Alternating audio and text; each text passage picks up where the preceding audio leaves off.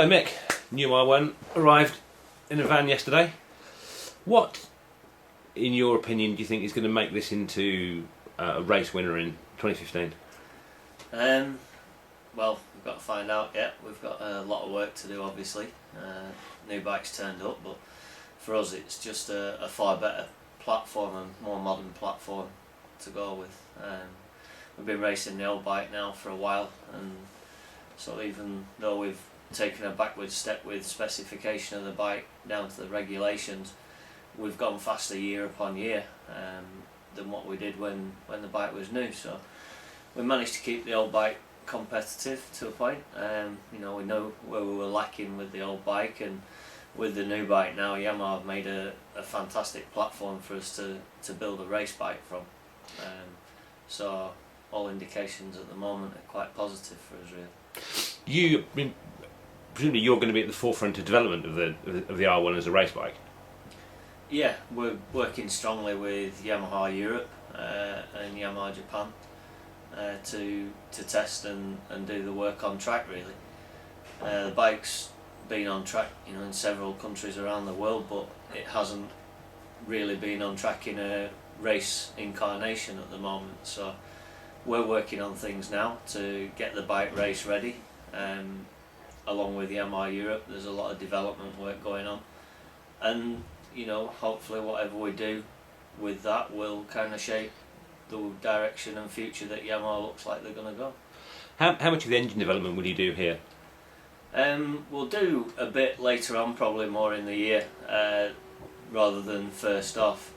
We're going to work closely again, like I said, with Yamaha, so it makes sense for Yamaha to have, you know, several teams all running similar specifications, so we're all putting information into the same pool, really. So yeah, it's going to be quite a combined effort between a few teams. Yamaha are claiming 200 horsepower at the rear wheel for this bike. I know you can't give an exact figure, but have you got any indication what kind of numbers you think you'll run in race trim? Sort of knowing what we did with the older model, I would expect to be looking at, you know, 220 horsepower, 220 plus, really. With no electronics? With no electronics. Is it, you're an electronics guy, will it be slightly painful to have to take all of that fantastic stuff off the bike for BSB? Yeah.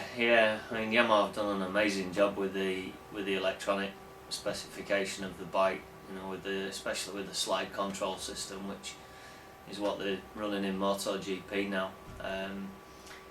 Yeah, it's going to be a bit strange taking all that stuff off and then going down to BSB rules. So we've kind of got two challenges. You know, we have to make the horsepower of the bike, but we also have to make it rideable. So that'll be that side of it. We're also possibly looking at running a super stock bike, so it'd be interesting to see how it fares up in super stock trim with all the electronics too. Just talk me through the slide control and how it worked. If you can. Yeah, it's a bit difficult to explain, but kind of in a nutshell, really. Traction control is almost like your safety net.